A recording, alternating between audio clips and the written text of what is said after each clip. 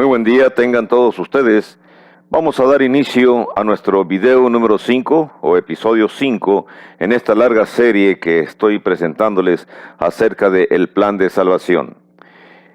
Quiero hablar con ustedes sobre el párrafo de 2 Tesalonicenses capítulo 1 del 6 al 10. Los voy a ubicar a ustedes en Tesalónica. Tesalónica se va a encontrar en la parte norte, en la parte más alta de la península griega. Pablo llegó a Tesalónica, formó una congregación. Después la gente negativa de ahí de Tesalónica lo expulsó, lo corrió, y él viajó hacia el sur, hacia Berea, y posteriormente continuó su camino hacia Corintio, hacia Atenas.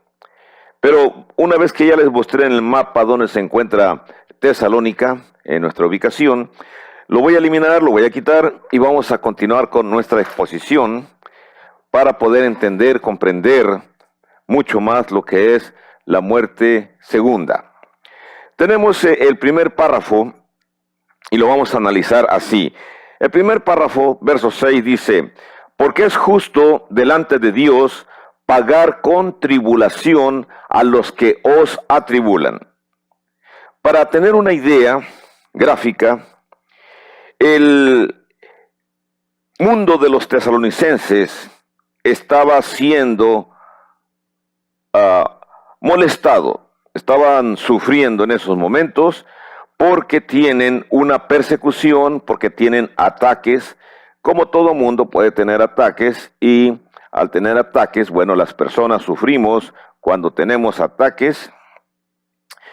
Y Pablo les está diciendo que ellos están siendo atribulados. Voy a poner aquí la palabra simplemente atribulados, que significa molestados, que significa haciéndoles bullying. Y había un grupo de personas que en Tesalónica los molestaban. Los vamos a identificar, aunque no hay nombres específicos, pero vamos a identificar así. Por un lado, personajes del Imperio Romano que están en desacuerdo con la expansión de esta nueva doctrina que muchos de ellos le llaman otra secta de los judíos, a los cristianos. Pero también había judíos infortunadamente, que eran anticristianos, que no aceptaban que ya el Mesías había venido y que por lo tanto el judaísmo había pasado a segundo plano. Normalmente ellos ponían trabas a las actividades que los cristianos realizaban. Entendamos entonces la frase atribulados, como dice en el versículo 6. Y algo también que nos habla de la característica de Dios. Dios dice en el versículo 6, por boca de Pablo, dice: es justo delante de Dios pagar con tribulación a los que os atribulan. En el plan de Dios existe entonces un proyecto de castigo a las personas que atacan o castigan a los cristianos. En pocas palabras, estos van a sufrir también, así como ellos están atribulando a los que han obedecido el Evangelio, ellos también van a sufrir tribulación. ¿Cómo van a sufrir tribulación? No se nos explica, pero simplemente se nos dice que ellos van a tener problemas con Dios por estar atacando a los cristianos. Los cristianos, por lo contrario, en el siguiente versículo se nos dice qué va a ser su futuro. Dice el versículo 7, dice: y a vosotros, refiriéndose a los tesalonicenses, que sois atribulados, daros reposo con nosotros, cuando se manifieste el Señor Jesús desde el cielo con los ángeles de su poder. Veamos la primera sección del versículo 7, donde dice: a vosotros que sois atribulados, daros reposo con nosotros. Son dos destinos diferentes. Al cristiano que está siendo atribulado, se le va a dar reposo. Y la palabra dar reposo significa descanso, significa alegría, significa contentamiento. Pero Pablo añade unas frases, un pronombre, que nos ayuda a entender que ese reposo es mundial, no nada más es para los tesalonicenses, porque Pablo usa una frase y dice, daros reposo con nosotros. Y me interesa hablar de este pronombre llamado, o este pronombre usado, que es el nosotros. En la historia del avance del cristianismo, y precisamente en esta época, los que están llevando el conocimiento del cristianismo hacia esa parte de Europa, son varias personas, pero en estos momentos son Timoteo, son Tito, son Pablo y Lucas. Entendamos que andan todavía con ellos, pero se quedó por un corto espacio de tiempo en Filipos, de acuerdo a la historia. Entonces consideramos que esas tres personas andan todavía viajando y llegaron a Tesalónica y presentaron el Evangelio.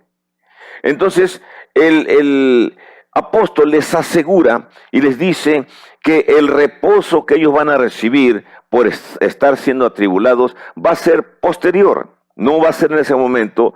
Dice, va a ser el reposo con nosotros. Y entonces Pablo establece una forma, una manera, no una fecha exacta de cuándo recibirán ese reposo. Pero vamos a analizar aquí el versículo que sigue, más bien la continuación de este mismo versículo 7, perdón, y el inicio del versículo 8. El párrafo dice así, dice que cuando llegue el momento de que ellos reciban el reposo, utiliza Pablo una figura muy interesante. Él dice, cuando venga el Señor desde el cielo. No sabemos cómo es el cielo, así que tratemos de imaginarnos nada más algo así, algo abstracto. Dice, cuando venga el Señor desde el cielo. Y luego cuando dice que venga desde el cielo, como tampoco sabemos cómo es exactamente las características de nuestro Señor Jesucristo, lo vamos a poner así y vamos a escribir la frase misma que Él dice. Cuando venga el Señor Jesús. Esto porque después voy a hacer una ampliación acerca de la frase que dice y para que entendamos que el Jesús histórico que aparece en las Escrituras, Pablo aquí le está llamando el Señor Jesús. En otra porción le va a llamar el Señor, nuestro Señor Jesucristo, que son términos que se refieren al mismo personaje, nuestro Señor Jesús. El cual vendrá, dice el párrafo que estamos analizando, vendrá desde el cielo con los ángeles de su poder. El Señor vendrá desde el cielo. ¿Con quién vendrá acompañado según este párrafo? Con los ángeles de su poder. Como no conocemos cómo son los ángeles, bueno, tratemos de imaginarnos personas, seres alados, que simplemente vienen acompañando al Señor Jesús, y que ellos tienen una función, son los ángeles, ángeles de su poder, de su poder. Por supuesto que si son ángeles de su poder, no podemos hablar exactamente cómo es ese poder, cómo es ese ejército de ángeles. Simplemente que viene desde el cielo con los ángeles de su poder. ¿Y cómo va a venir Jesús?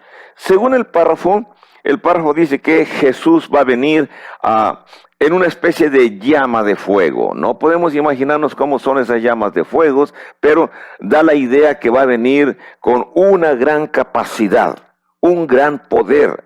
¿Y a qué viene el Señor Jesús en esa próxima ocasión, según se presenta en el versículos 7 y 8? Miren, el Señor Jesús viene simplemente a la tierra.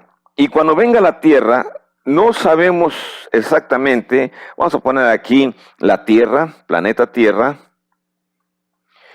Él viene al planeta Tierra. ¿Y a qué viene? Dice que viene en llama de fuego, pero viene a cumplir dos objetivos muy interesantes. Objetivo número uno. El objetivo número uno es dar retribución a los que no conocen a Dios. Fíjense bien, objetivo número uno es retribuir. Retribución significa regresar algo, retribución significa también castigar, en fin, le va a dar el pago. Y viene buscando, o va a venir a buscar, o va a venir a encontrar dos clases de personas, en primer lugar, por los que viene. Dice, viene a buscar a las personas, vamos a buscar aquí en el versículo 8, dice, a las personas que no conocen a Dios, no conocieron a Dios. Ahora, importante esta cuestión de no conocer a Dios. Una cosa es saber de Dios y otra cosa es conocer a Dios. Hay una diferencia en estas dos frases. Saber de Dios es oír o tener información de Dios. Eso es saber de Dios. Pero conocer de Dios implica un proceso mucho más amplio. Conocer a Dios implica, dicen algunos tecnócratas, significa tener poder cognitivo, haber adquirido un conocimiento más profundo. Para poder conocer a una persona, necesitamos cohabitar con esa persona, convivir con esa persona, estar cerca de esa persona, y entonces decimos que lo conocimos.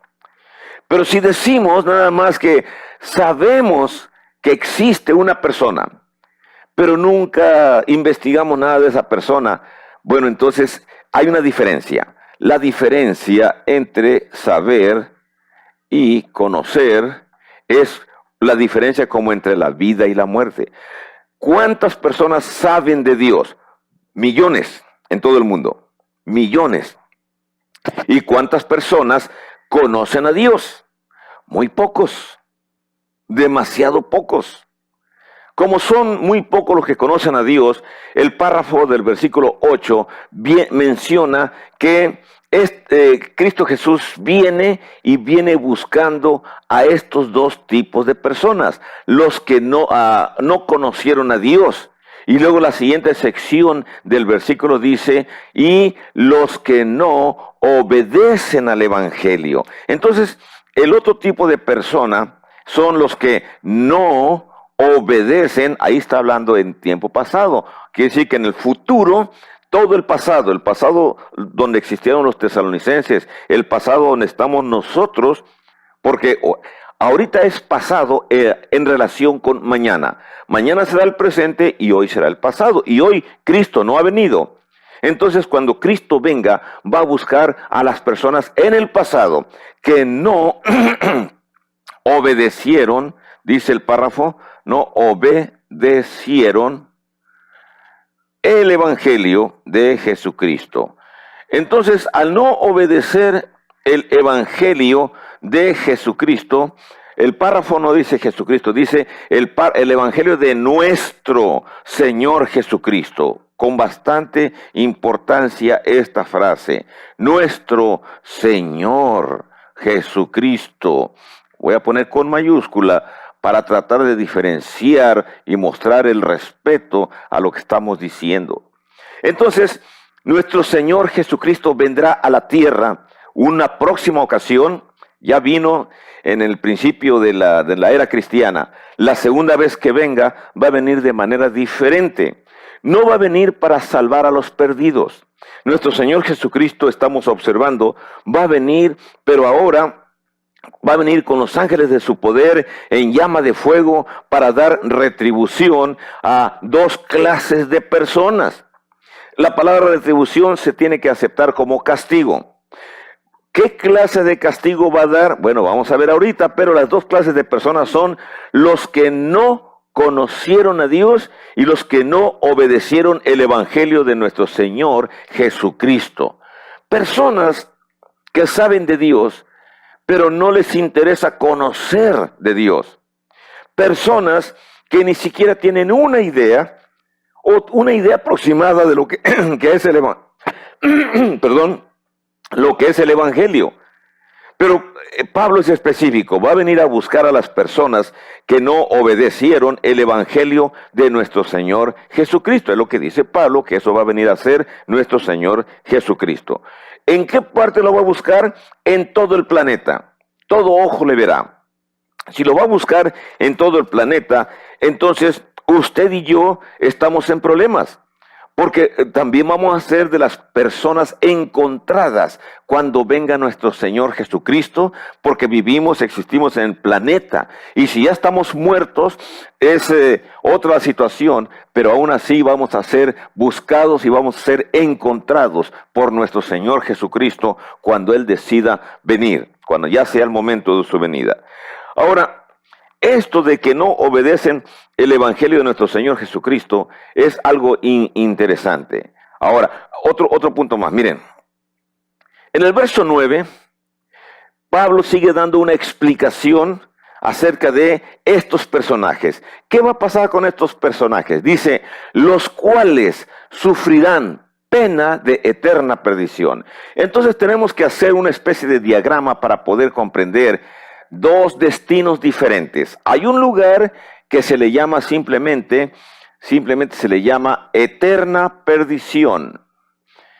Ese lugar de eterna perdición es diferente a lo que quizá nos hayan explicado, pero esa eterna perdición es lo mismo que es segunda muerte. Esa eterna perdición, Pablo dice que será un sufrimiento, es una pena, sufrir. Aquí vienen las personas, pero vienen a sufrir pena. Y la palabra pena siempre la tenemos nosotros, inmediatamente entendemos que significa castigo. Sufrir pena o sufrir castigo de eterna perdición.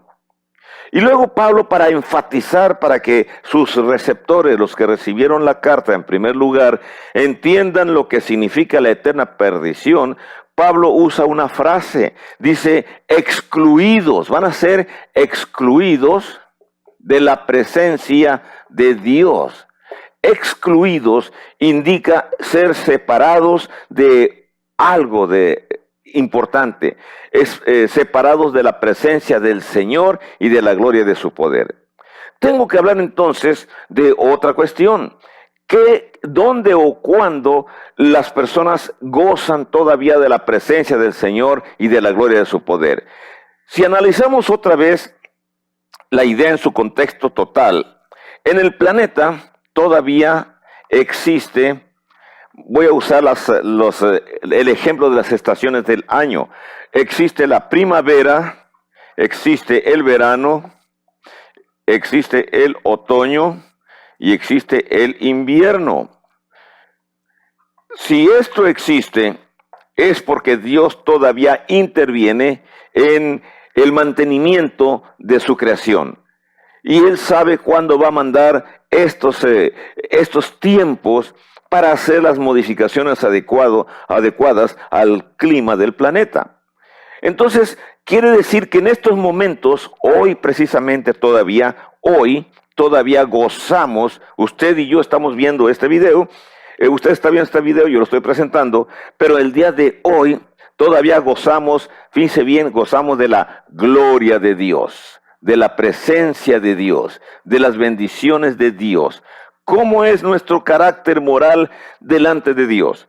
Fíjense bien, en el planeta hay personas buenas, voy a poner buenos, pero también hay personas malas, voy a poner malos. Entonces, las bendiciones de Dios llegan para los buenos y para los malos todavía. Llueve a su tiempo, se cosecha a su tiempo, hay trabajo para buenos, para malos, o no hay trabajo para buenos, para malos. Las condiciones climáticas son iguales para todas las personas del mundo, sin importar su condición moral delante de Dios. Pero estos son en el aspecto físico, la gloria de Dios en el aspecto físico. Dios, para los que somos cristianos, Dios controla todo lo que está en la tierra y permite que pase todo lo que está en la tierra, porque Dios creó a los humanos con algo que se llama libre albedrío. Esto es importante que lo recalquemos, porque el libre albedrío permite que las personas tomen las decisiones que ellos quieran tomar. Dios no obliga a nadie a ser bueno, como tampoco Satanás no obliga a nadie a ser malo. Cada persona es responsable de sus actitudes, de sus actos, de sus acciones delante de Dios. Hasta estos momentos, entonces, estamos viendo en el versículo 9 que las personas simplemente van a ser excluidas las personas mencionadas en el dibujo anterior, que son los que no conocieron a Dios, los que no obedecieron el Evangelio de nuestro Señor Jesucristo. Estas personas serán excluidos, se irán a sufrir una pena de eterna perdición y van a estar totalmente separados de Dios. No tendrán luz, no tendrán sombra, no tendrán calor, no tendrán frío. Estarán en un lugar donde los elementos, así como los conocemos, serán desconocidos para ellos. Pero allá tendrán otro tipo de trato, y eso lo vamos a estar viendo continuamente. Bueno, amigos, gracias por su atención. Vamos a suspender este video y en la creación del video número 6 continuaré explicando esta situación. Bendiciones para todos.